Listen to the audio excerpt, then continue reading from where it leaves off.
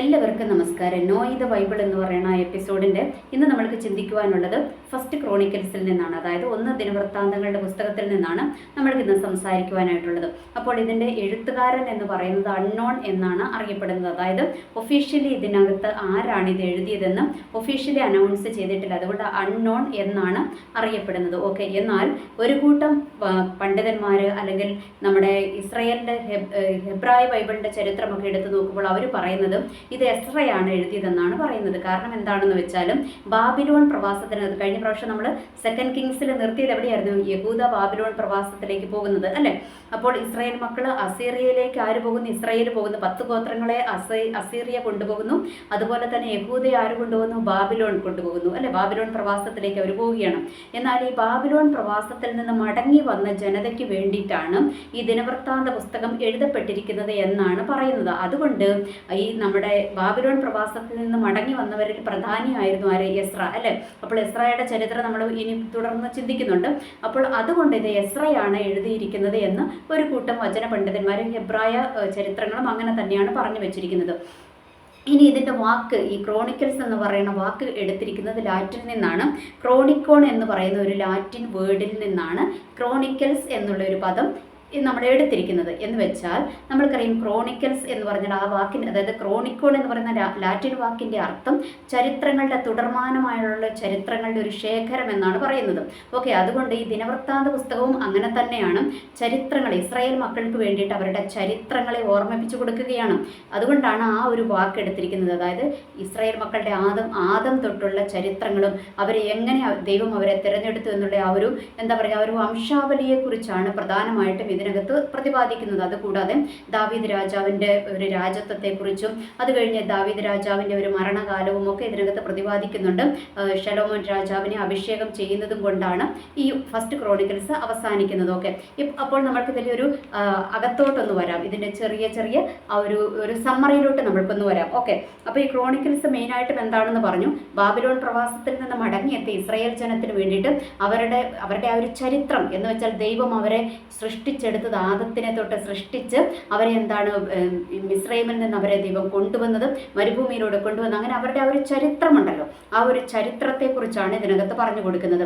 അതിന് കൂടാതെ ദൈവവുമായിട്ടുള്ള ഒരു ഉടമ്പടി, അതിനാണ് ഈ ഒരു പുസ്തകത്തിനകത്ത് പ്രാധാന്യം കൊടുക്കുന്നത്. കാരണം ഇവർ ബാബിലോൺ പ്രവാസത്തിലേക്ക് പോകുവാനുള്ള കാരണം എന്തായിരുന്നു? ദൈവത്തിൻ്റെ ഉടമ്പടി തെറ്റിച്ച് ദൈവത്തെ ആരാധിക്കുന്നതിന് പകരം അന്യദേവന്മാരെ ആരാധിക്കുവാൻ പോയത് കൊണ്ടാണ് ഇവരെങ്ങോട്ട് പോകേണ്ടി വന്നത്? ബാബിലോൺ പ്രവാസത്തിലേക്ക് ഇവർ പോകേണ്ടി വന്നത്. അപ്പോൾ മടങ്ങി വന്നവർക്ക് ആ ബാബിലോൺ പ്രവാസം എന്തിനാണ് നിങ്ങൾക്ക് ഉണ്ടാക്കി തന്നത് എന്നുള്ള ചരിത്രവും കൂടി ഇതിനകത്ത് പറഞ്ഞു കൊടുക്കുന്നത്. എന്ന് വെച്ചാൽ ദൈവവുമായിട്ടുള്ള ഉടമ്പടി എന്താണ് എന്നും അവർക്ക് അവിടെ ഓർമ്മിപ്പിച്ചു കൊടുക്കുന്നതാണ് പ്രധാനമായിട്ടും ഈ ദിനവൃത്താന്ത പുസ്തകത്തിനകത്ത് കാണുന്നത്. ഇത് ഫസ്റ്റ് സാമുവൽ, സെക്കൻഡ് സാമുവലൊക്കെ നമ്മൾ സംസാരിച്ചല്ലോ. ഫസ്റ്റ് കിങ്സ്, സെക്കൻഡ് കിങ്സ് നമ്മൾ സംസാരിച്ചു.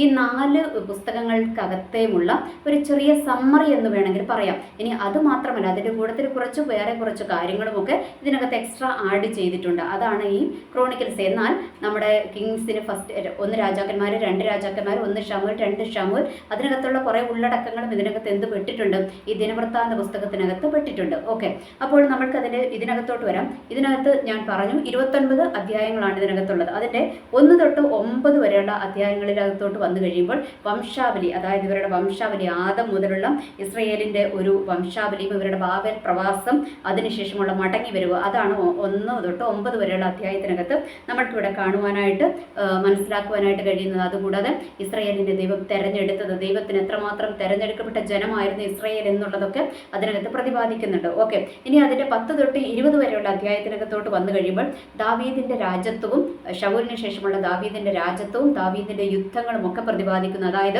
ഇസ്രായേൽ എന്ന് പറയുന്ന രാജ്യം ആദ്യം അല്ലേ അവർ തെരഞ്ഞെടുത്ത് കഴിഞ്ഞപ്പോൾ ഇവർ യുദ്ധത്തിലൂടെ അനേകം ചെറു രാജ്യങ്ങളെയൊക്കെ ഇവർ പിടിച്ചെടുത്തി. കാരണം ഇതൊക്കെ ദൈവത്തിന്റെ വാഗ്ദത്തത്തിനകത്തുള്ളത്. അപ്പോൾ അതെല്ലാം യുദ്ധങ്ങളിലൂടെ ഇവരോട് യുദ്ധത്തിന് വന്നവരോട് ഇവർ തിരിച്ച് യുദ്ധം ചെയ്ത് ഇവർ പിടിച്ചെടുത്തിട്ടുണ്ടായിരുന്നു അല്ലേ? യഹോവയാം ദൈവത്തിന്റെ ആ ഒരു കരുണയാൽ ഇവരെന്ത് നേടിയിരിക്കുകയാണ്? യുദ്ധങ്ങളിൽ ജയം നേടി അവരുടെ അതിരുകളെ വിസ്താരമായി എന്ന് നമ്മൾക്കിവിടെ കാണുവാനായിട്ട് കഴിഞ്ഞു. അതാണ് അതിൻ്റെ 10 തൊട്ട് 20 വരെയുള്ള അധ്യായങ്ങൾക്കകത്ത് അതാണ് പ്രതിപാദിക്കുന്നത്. പ്രതിപാദിക്കുന്നത്. ഓക്കെ, ഇനി 21 തൊട്ട് 29 വരെയുള്ള അധ്യായത്തിനകത്തോട്ട് കാണുവാനായിട്ട് കഴിയുന്നത് ദാവീദ് രാജാവ് ദൈവത്തോട് പറഞ്ഞു അല്ലേ, എന്താണ് അങ്ങേക്ക് വേണ്ടിയിട്ടൊരു ദേവാലയം പണിയണമെന്ന് പറഞ്ഞു. എന്നാൽ ദൈവം അത് ദാവീദിനോട് പറഞ്ഞു, നീ അല്ല പണിയേണ്ടത്, നിന്റെ മകനാണ് പണിയേണ്ടതെന്ന് പറഞ്ഞു അല്ലേ. എന്നാൽ ദാവീദിനെ സംബന്ധിച്ചിടത്തോളം ദാവീദിന് അതൊരു തീഷ്ണതയുള്ള കാര്യമായിരുന്നു. എന്ത്, ദാവീദിനൊരു ദൈവത്തിന് വേണ്ടി ഒരു ആലയം പണിയണം എന്നുള്ളത് ദാവീദിൻ്റെ മനസ്സിൽ വല്ലാത്തൊരു തീഷ്ണതയായിരുന്നു. അപ്പോൾ ആ തീഷ്ണതയ്ക്ക് വേണ്ടിയിട്ട് ദാവീദ് എന്താ ചെയ്തത്?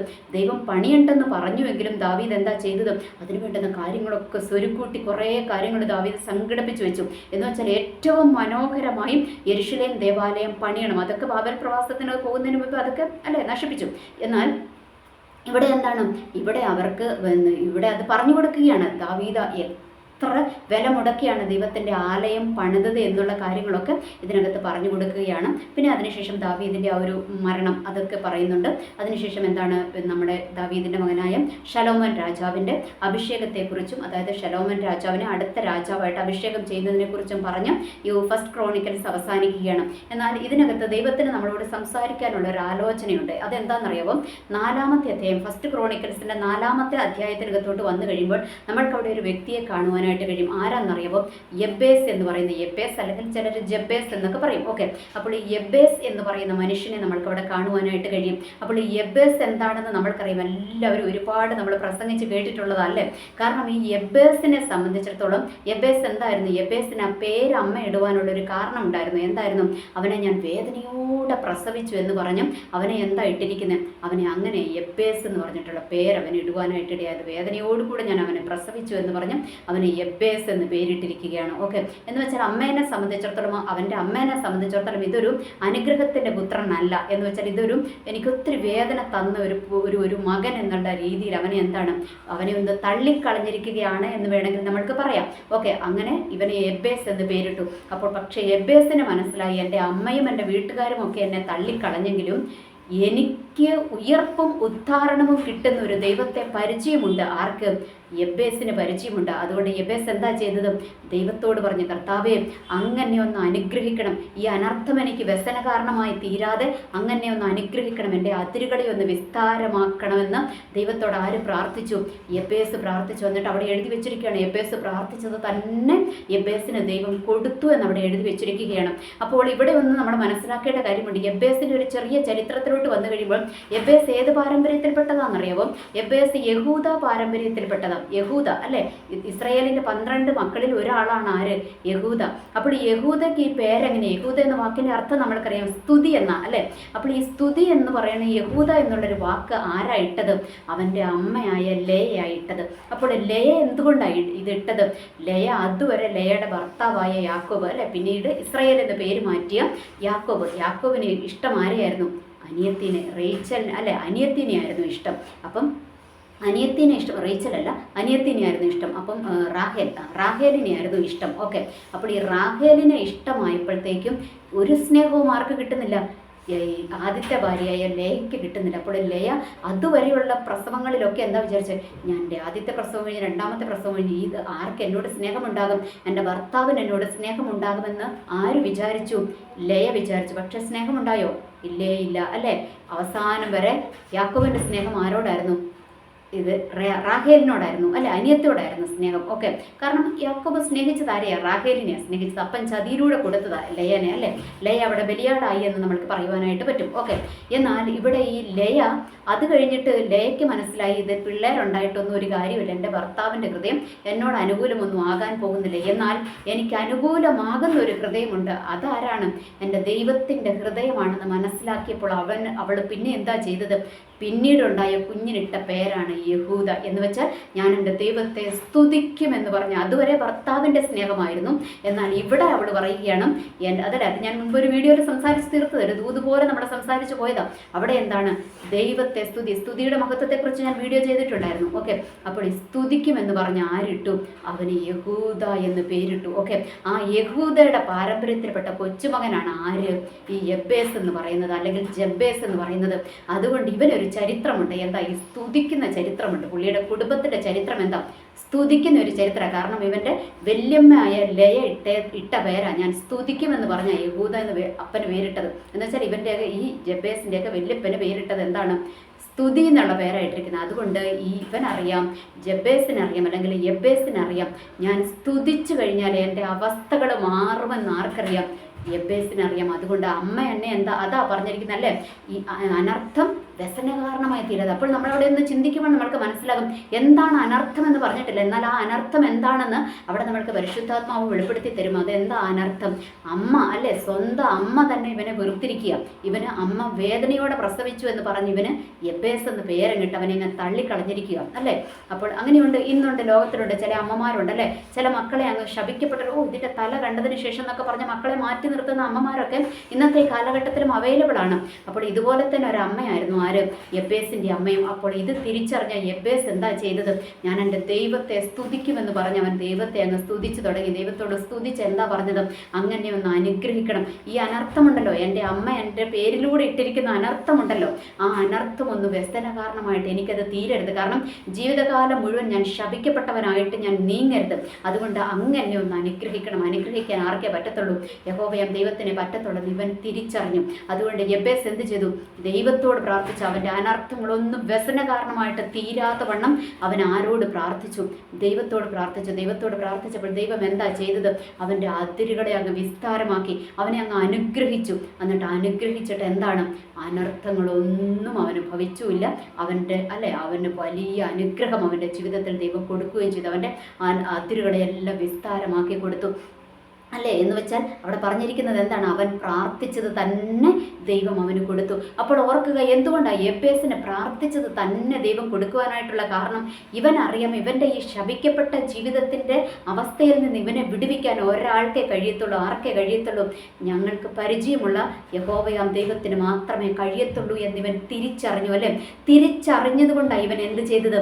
ആ ദൈവത്തിൻ്റെ മുൻപിൽ ഒരു മുട്ടുമടക്കുവാൻ തയ്യാറായത്. അപ്പോൾ ദൈവം അവൻ്റെ പ്രാർത്ഥനയ്ക്ക് അങ്ങ് ഉത്തരം കൊടുത്തു. അപ്പോൾ ഓർക്കുക, നമ്മളുടെ ജീവിതത്തിലും ചില അനർത്ഥങ്ങളും ശാപങ്ങളും മറ്റുള്ളവർക്ക് നമ്മളെ വിലയില്ലാത്ത അവസ്ഥകളിലൂടെയൊക്കെ നമ്മൾ കടന്നു പോകുന്നുണ്ടാകും. ഈ ഒരു സിറ്റുവേഷനിലൂടെ കടന്നു പോകുമ്പോൾ അവിടെ തന്നെ ഇരുന്ന് കരഞ്ഞു തീർക്കാനുള്ളതല്ല. എന്താ ചെയ്യേണ്ടത്? ദൈവത്തോട് പ്രാർത്ഥിക്കണം. ദൈവത്തോട് പ്രാർത്ഥിച്ചു കഴിഞ്ഞാൽ ദൈവം അതിന് ഉത്തരം തരും. ഉത്തരം തരണമെങ്കിൽ എന്ത് ചെയ്യണം? ഒരു സ്തുതിക്കുന്ന പാരമ്പര്യം നിനക്കുണ്ടാകണം. ദൈവത്തെ സ്തുതിക്കുന്ന പാരമ്പര്യം നിനക്കുണ്ടാകണം. ആ ഒരു സ്തുതിക്കുന്ന പാരമ്പര്യം ഉണ്ടായിക്കഴിഞ്ഞാൽ എന്താ സംഭവിക്കുന്നതെന്നറിയാമോ? എല്ലാ അവസ്ഥകളും മാറ്റി ദൈവം അതിരുകളെ വിസ്താരമാക്കും. ആത്മീയത്തിൻ്റെയും ഭൗതികത്തിൻ്റെയും അതിരുകളെ വിസ്താരമാക്കും. ഈ അതിരുകൾ അങ്ങ് വിസ്താരമായി കഴിഞ്ഞാലുണ്ടല്ലോ, ഭൗതികം മാത്രമല്ല ആത്മീയത്തിൻ്റെ അതിര് വിസ്താരമാകണം. പുതിയ നിയമത്തിൽ അങ്ങനെയല്ലേ, ആത്മീയത്തിൻ്റെ അതിര് വിസ്താരമായാലേ നമ്മുടെ ഭൗതികത്തിൻ്റെ അതിര് വിസ്താരമാകത്തുള്ളൂ. അത് പുതിയ നിയമത്തിൽ ദൈവം പറഞ്ഞു വെച്ചിരിക്കുന്ന കാര്യമാണ്. ആദ്യം ദൈവത്തെ അന്വേഷിക്കുക, എന്നാലേ ബാക്കിയൊക്കെ ലഭിക്കുകയുള്ളൂ എന്ന് പറഞ്ഞിട്ടുണ്ട്. അതുകൊണ്ട് എന്താ ചെയ്യേണ്ടത്? ആത്മീയത്തിൻ്റെ അതിര് ആദ്യം വിസ്താരമാകണം. അപ്പോൾ ഈ ആത്മീയത്തിൻ്റെ അതിര് വിസ്താരമായി കഴിഞ്ഞാൽ എന്ത് ചെയ്യും? ഓട്ടോമാറ്റിക്കായിട്ട് ഭൗതികത്തിൻ്റെ അതിരും ദൈവം വിസ്താരമാക്കി തരുവാനായിട്ട് ഇടയാകും. അപ്പോൾ ഈ രണ്ട് അതിരുകൾ വിസ്താരമായി കഴിഞ്ഞാൽ എന്ന് വെച്ചാൽ ആത്മീയത്തിലും ഭൗതികത്തിലും നമ്മൾ അനുഗ്രഹിക്കപ്പെട്ടു എന്ന് സമൂഹം തിരിച്ചറിഞ്ഞു കഴിയുമ്പോൾ എന്താ സംഭവിക്കുന്നതെന്നറിയാമോ? ഒരു മാന്യത നമ്മൾക്ക് താനേ വരും സമൂഹത്തിന് മുൻപിൽ. അതാ പറഞ്ഞിരിക്കുന്നത്, ധനവും ബഹുമാനവും യഹോവയിൽ നിന്ന് വരുന്നു. വേറെ ആർക്കും ഇത് തരുവാനായിട്ട് പറ്റത്തില്ല. ഇത് തരുവാൻ ആർക്കേ പറ്റത്തുള്ളൂ? ദൈവത്തിന് മാത്രമേ പറ്റത്തുള്ളൂ. അതുകൊണ്ട് നമ്മൾ എന്താ ചെയ്യേണ്ടത്? അവസ്ഥകൾ ഏതുമാകട്ടെ ദൈവത്തിൽ ആശ്രയിക്കുക, ദൈവത്തിൻ്റെ വചനത്തിൽ ആശ്രയിക്കുക, വചനപ്രകാരം ജീവിക്കുക, ദൈവത്തെ സ്തുതിക്കുക. ഏത് തകർക്കപ്പെട്ട അവസ്ഥയ്ക്കകത്താണോ, ഏത് നിരുത്സാഹപ്പെട്ട അവസ്ഥയ്ക്കകത്താണോ, ഏത് തള്ളപ്പെട്ട അവസ്ഥയ്ക്കകത്താണോ നിന്റെ അവസ്ഥ ഏതുമാകട്ടെ, അവിടെ നിന്ന് വിടുവിക്കുന്ന ആ ഒരു ദൈവത്തെ തിരിച്ചറിഞ്ഞ് സ്തുതിക്കുവാൻ തുടങ്ങിയാൽ എന്താ സംഭവിക്കുന്നത്? ജീവിതത്തിൻ്റെ ചരിത്രം മാറുമെന്നും ദൈവത്തിൻ്റെ വചനം നമ്മളോട് വ്യക്തമായിട്ട് സംസാരിക്കുകയാണ്. അതുകൊണ്ട് മനസ്സിലാക്കുക, സ്തുതിക്കുക. ഇത് മുൻപേ ഞാൻ വീഡിയോ ചെയ്തിട്ടുണ്ട്. സ്തുതിക്കുക. ഏത് സിറ്റുവേഷനിലും ദൈവത്തെ സ്തുതിക്കുവാൻ തയ്യാറാകുക. ദൈവം മാത്രമേ നമ്മളെ രക്ഷിക്കത്തുള്ളൂ എന്ന് തിരിച്ചറിവിൽ സ്തുതിക്കുവാൻ തയ്യാറായി കഴിഞ്ഞാൽ, ദൈവത്തിൻ്റെ വചനത്തിൽ അനുസരിച്ച് ജീവിക്കുവാൻ തയ്യാറായി കഴിഞ്ഞാൽ ദൈവം നമ്മളുടെ അവസ്ഥകളെ മാറ്റും, അതിരുകളെ വിസ്താരമാക്കും, ഒരു മാന്യത ദൈവം നമ്മൾക്ക് തരും. എനിവേ, എല്ലാവർക്കും നല്ലൊരു ദിവസം ആശംസിക്കുന്നു. നന്ദി, നമസ്കാരം.